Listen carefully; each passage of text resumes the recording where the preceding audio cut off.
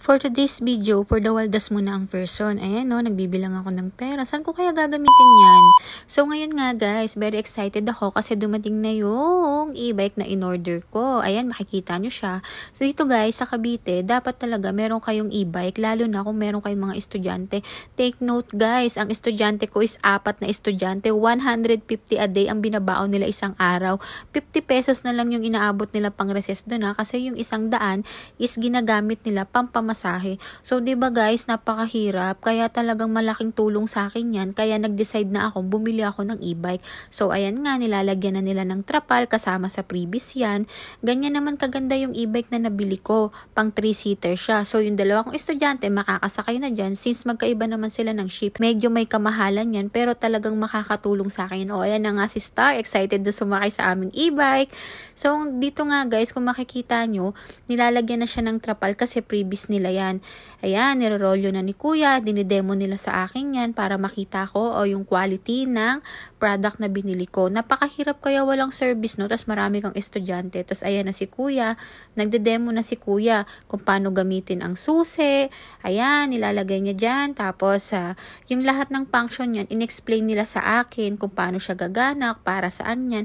Very well naman sila na magpaliwanag kung ano yung pinaka-function ng unit niyan. Nabili ko nga pala to guys sa Lucky Lion e-bike. Sa Imus Robinson branch ko siya nakuha. So, dun lang ako bumili. Hindi ako pumunta sa shop nila. Nag-usap lang kami through Messenger. Kasi alam nyo na, for the buntis ang person, kaya ayokong nagbabiyahe. Hanggat maaari na kaya ko makipag-transact through Messenger, dun na lang ako umu-order. Basta kailangan lagi nyong i-check kung legit yung mga kausap nyo ha.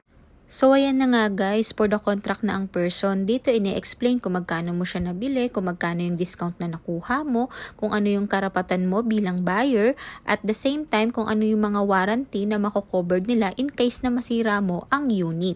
So, ayan na nga guys, time to payment na. For the waldas na ngayon ang person. So, maa-avail mo siya dito ng 50,000 pesos.